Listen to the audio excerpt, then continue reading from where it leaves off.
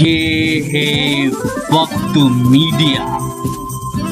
آئیے لے چلتے ہیں آپ کو ہندوستان کے سب سے بڑے صوبے اتر پردیش کے ضلع پرتاپ گڑھ کے بوجھوا گاؤں میں، جہاں 23 نومبر 2017 کو مدرسہ ہدایت الاسلام نے اپنا پہلا عظیم الشان جلسہ دستار بندی منعقد کیا۔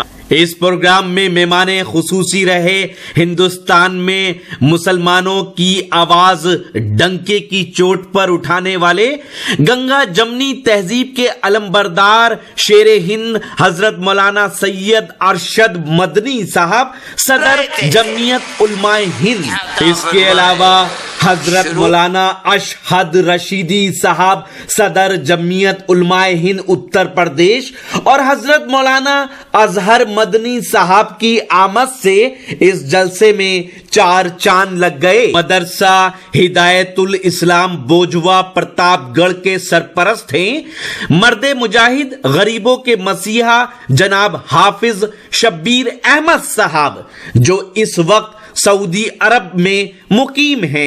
آپ کو بتا دیں، انہوں نے بڑی قربانی دے کر بوجھوا پرتاپ گڑھ میں مدرسہ ہدایت الاسلام کی بنیاد ڈالی، اور آج اس جلسے میں 13 حفاظ کرام کی دستار بندی اس بات کی شاہد ہے کہ مدرسہ ہدایت الاسلام بوجھوا پرتاپ گڑھ اور اس کے اطراف میں دین کی شمع کو روشن کیے ہوئے ہے۔ اس جلسے کی صدارت فرمائی حضرت مولانا عبد الحادی صاحب نے۔ اس جلسے کے کنوینر رہے شیخ الحدیث حضرت مولانا عبداللہ صاحب قاسمی، جو مدرسہ ہدایت الاسلام بوجھوا پرتاپ گڑھ کے محتمم کا رول بھی بخوبی ادا کر رہے ہیں۔ اس سے پہلے کہ آپ اس پروگرام کا ویڈیو دیکھیں، آپ کو بتا دیں کہ مدرسہ ہدایت الاسلام بوجھوا پرتاپ گڑھ کے نائب محتمم ہیں جناب حافظ بادشاہ خان، ناظم ہیں جناب حاجی خورشید احمد خان، اور نائب ناظم ہیں جناب حافظ روشن خان، اور انتظامیہ کمیٹی میں حضرت مولانا عین الحسن صاحب، جناب حاجی مستقیم صاحب، جناب محمد رمضان ایڈوکیٹ صاحب، اور جناب حافظ محمد ازہد صاحب، اور حضرت مولانا وکیل احمد صاحب کے نام شامل ہیں۔ سہارا لیتے ہیں جو ہمارے بے چین دلوں کا قرار، پریشان حال انسانیت کے لیے پروردگار عالم کی طرف سے اطمینان اور دل کے قرار کا ایسا گلدستہ ہے اور ایسی سوغات ہے کہ انسانیت اس سے وابستہ ہوتی ہے، تو اللہ رب العالمین طوفانوں میں بھی ٹکرانے کے بعد اس کے حوصلے کو ہارنے نہیں دیتے۔ آئیے اسی کتاب مقدس کے ذریعے اس محفل کا آغاز کریں۔ کتاب علم و حکمت ہے، چلو قرآن پڑھتے ہیں۔ کتاب علم و حکمت ہے، چلو قرآن پڑھتے ہیں۔ سراپا خیر و برکت ہے، چلو قرآن پڑھتے ہیں۔ ادب، تاریخ، حکمت، فلسفہ ہر چیز سے پہلے۔ ادب، تاریخ، حکمت، فلسفہ ہر چیز سے پہلے ہدایت کی ضرورت ہے، چلو قرآن پڑھتے ہیں۔ تو قرآن مجید کے ذریعے اس محفل کا آغاز ہو۔ اس مقدس کام کے لیے میں گزارش کر رہا ہوں جناب قاری نوازش علی صاحب سے کہ آ چکے ہیں لوگ، دیوانہ ابھی باقی ہے، آ چکے ہیں لوگ، دیوانہ ابھی باقی ہے، افتتاح درے میخانہ ابھی باقی ہے۔ جناب قاری نوازش علی صاحب تشریف لائیے اور تلاوت کلام اللہ کے ذریعے محفل کا آغاز فرمائیے۔ السلام علیکم ورحمۃ اللہ وبرکاتہ۔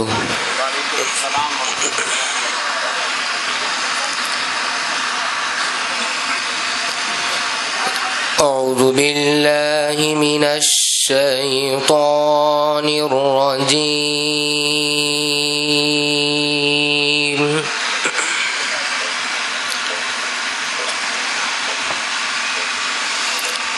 بسم اللہ الرحمن الرحیم۔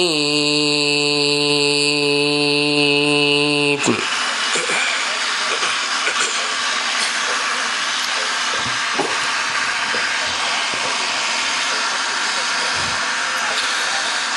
وسيق الذين كفروا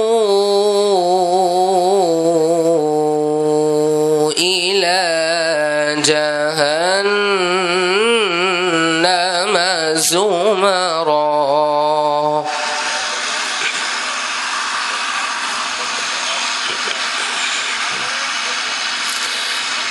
حتى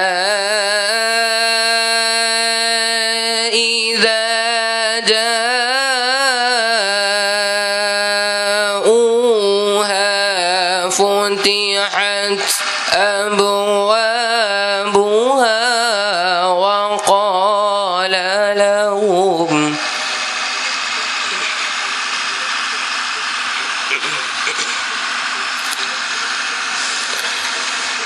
وقال لهم خزنتها ألم يأتكم رسل منكم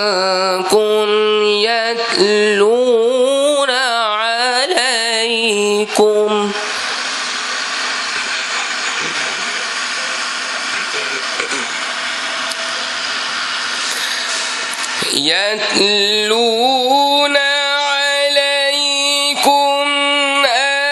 آيات ربكم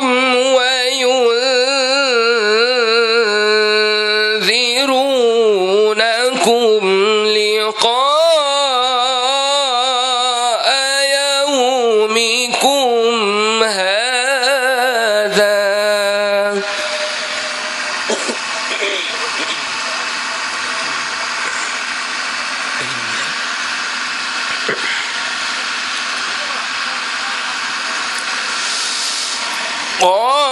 قالوا بلى ولكن حقت كلمة العذاب على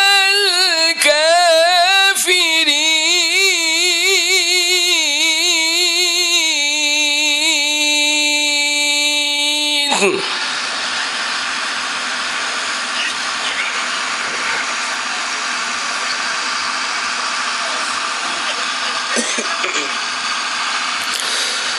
قيل ادخلوا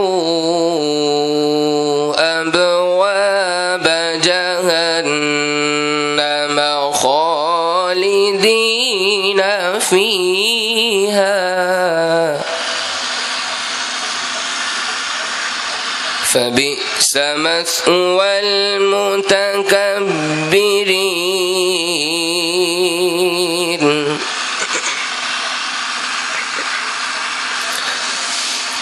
قيل ادخلوا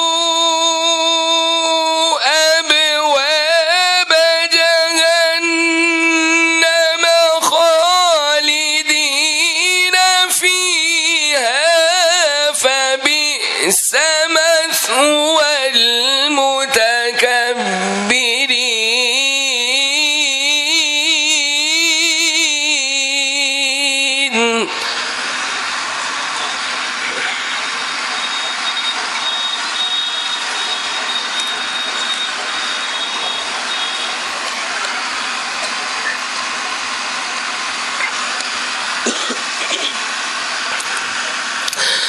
وسيق الذين اتقوا ربهم إلى الجنة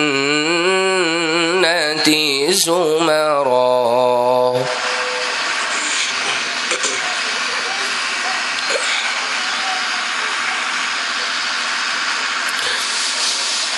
حتى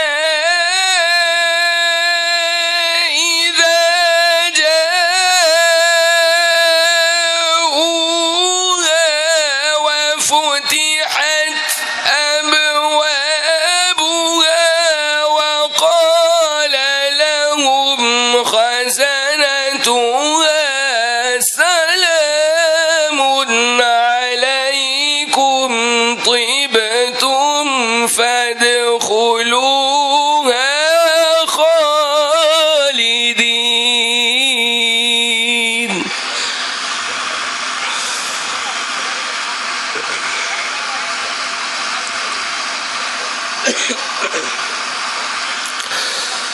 وقال لهم خزنتها سلام عليكم طبتم فادخلوها خالدين.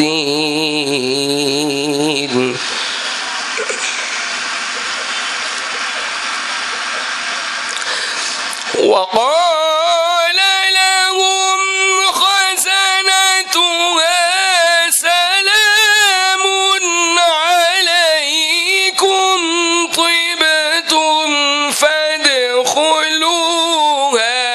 خالدين.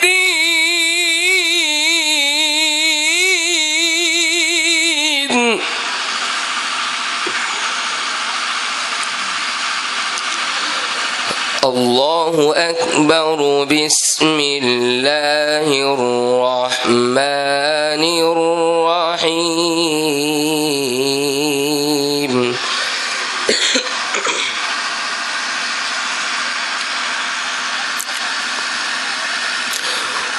قل هو الله أحد الله الصمد لم يلد ولم يولد ولم يكن له كفوا أحد. لا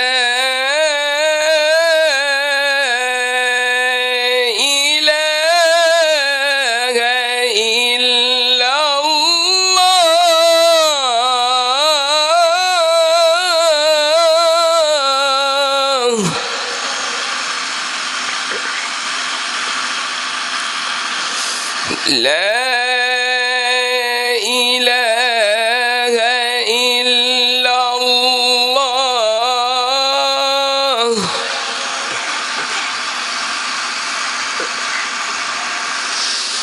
لا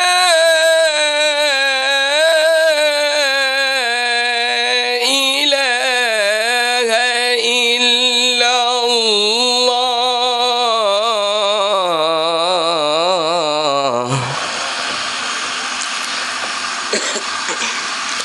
والله أكبر ولله الحمد.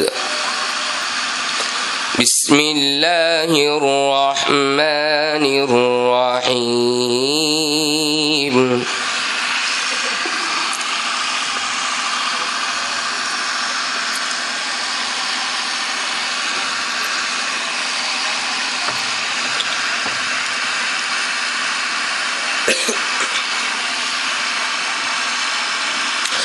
قل هو الله أحد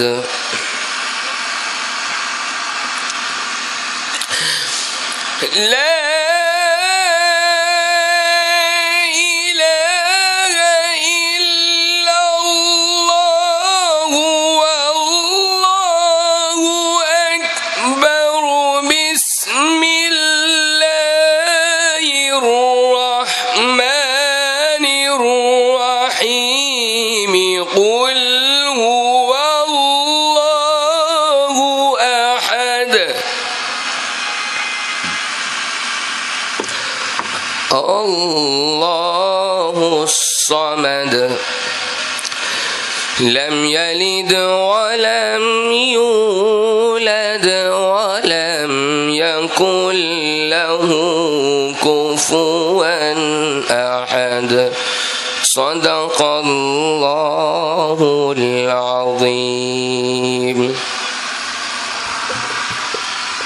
اگر آپ اور دینی جلسے دیکھنا چاہتے ہیں، مشاعرے دیکھنا چاہتے ہیں، کبھی سمیلن دیکھنا چاہتے ہیں یا اور پولیٹیکل پروگرام یا کچھ اور ویڈیو، تو آج ہی ہمارے یوٹیوب چینل کو سبسکرائب کیجیے. پتہ ہے www.youtube.com/c/وقت میڈیا. اور آپ چاہتے ہیں کہ آپ کے دینی جلسے ہوں، مشاعرے ہوں، کبھی سمیلن ہوں جو آپ آرگنائز کرا رہے ہوں کسی بھی شہر میں، تو آپ ہماری ٹیم کو بلوانا چاہتے ہوں تو ہم سے کانٹیکٹ کیجیے. ہمارا کانٹیکٹ اور واٹس ایپ نمبر ہے 9997640286. اب اپنے دوست شفیق خان کو دیجیے اجازت. اللہ حافظ.